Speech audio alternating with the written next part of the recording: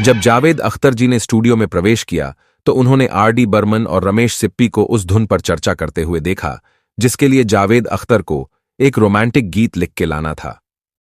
जावेद अख्तर को देखकर आर.डी. बर्मन मुस्कुराए और उनसे गाने के बोल के बारे में पूछा, जिस पर जावेद अख्तर ने शर्मिंदा होकर जवाब दिया, मैं आपके द्वारा ट्यून किए गए म्यूजिक के अनुसार गीत नहीं लिख सका। जावेद अख्तर ने कहा, मुझे आप क्षमा करें पंचमदा। जावेद अख्तर जी ने पंचमदा को सॉरी क्यों कहा और इस गाने को हमेशा के लिए सदाबहार और शाश्वत बनाने में किशोरदा कैसे शामिल थे, आज के वीडियो का मुख्य विषय है। नमस्कार दोस्तों, जनता टॉकीज में आपका स्वागत है। वीडियो बहुत दिलचस्प होने वाला है। कर दीजिए वीडियो को लाइक और चैनल को सब्सक्राइब, क्योंकि ऐसी वीडियोज हम आपके लिए हर हफ्ते बनाते रहते हैं।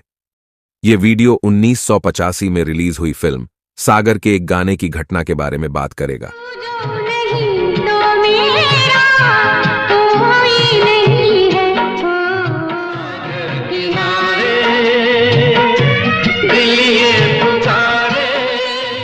फिल्म सागर का निर्देशन रमेश सिप्पी ने किया था और संगीत निर्देशक थे राहुल देव बर्मन।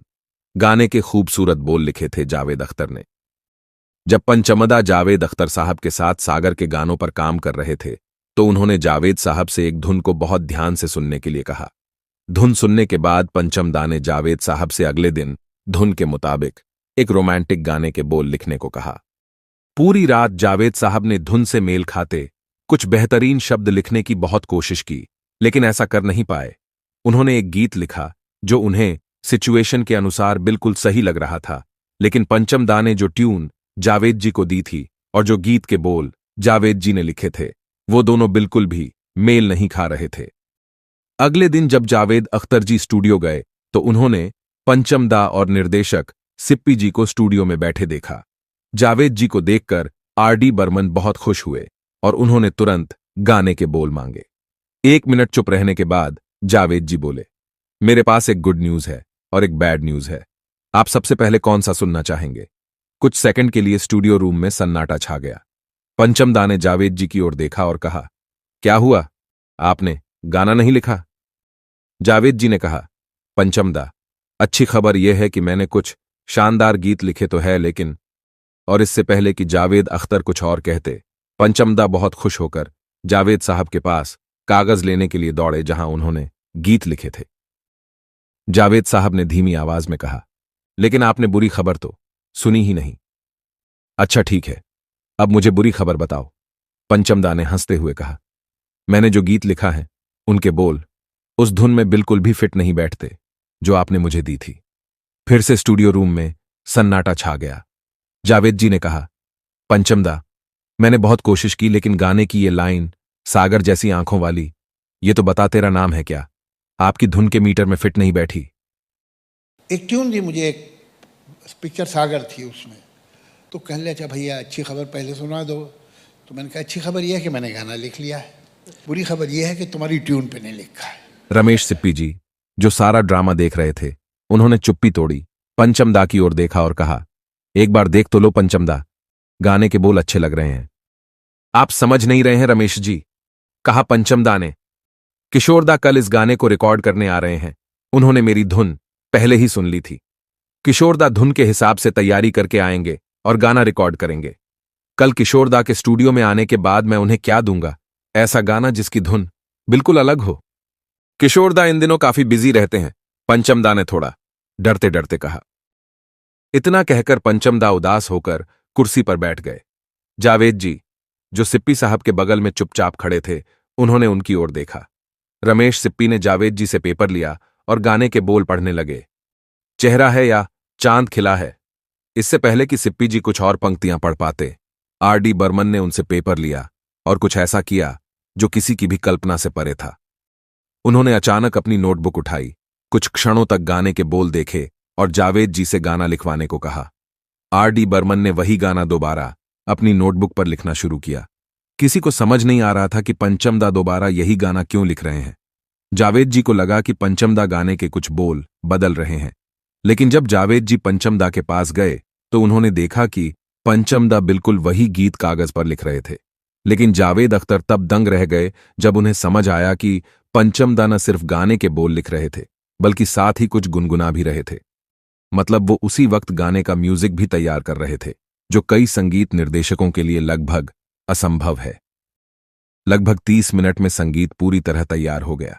पंचमदा ने दोनों की तरफ देखा, मुस्कुराए और कहा, हो गया म्यूजिक रेडी।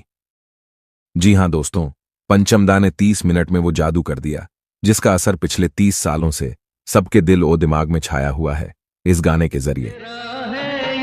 चांद खिला जुल्फ खनेरी शाम जैसी आंखों वाली, ये तो बता तेरा नाम। अगले दिन जब किशोरदा स्टूडियो आए तो पंचमदा ने पिछले दिन हुई पूरी घटना बताई। किशोरदा जोर से हंसे और बोले, कोई बात नहीं, मुझे एक कप चाय दो, मैं गाना और धुन ठीक से समझ लूं, फिर रिकॉर्डिंग के लिए जाऊंगा, कहा किशोरदा ने।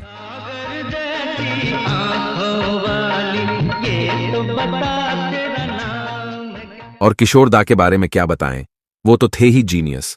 उन्होंने फाइनल रिकॉर्डिंग के दौरान गाने में कुछ सुधार किया, गाने में कुछ सॉफ्ट टच और कुछ हाई टच नोट्स जोड़ा, जिससे गाने का फील और भी ताजा और जीवंत हो गया। और जब फिल्म रिलीज हुई तो यह गाना एक ब्लॉकबस्टर नंबर बन गया, एक typical Kishore Kumar romantic song. हम दर्शक किशोर कुमार के अलावा इस गाने को गाने वाले किसी और गायक के बारे में सोच भी नहीं सकते। यह गाना ऋषि कपूर के करियर के सबसे बेहतरीन गानों में से एक है।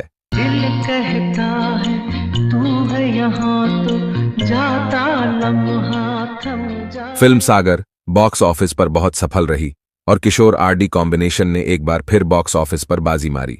फिल्म के सभी गाने सुपरहिट थे, लेकिन 2 गाने हमेशा के लिए अमर हो गए, चेहरा है या चांद खिला है, और दूसरा गाना फिल्म का टाइटल सॉन्ग सागर किनारे दिल ये पुकारे, जिसके लिए किशोरदा को अपना आखिरी फिल्म फेयर पुरस्कार वर्ष 1986 में मिला था।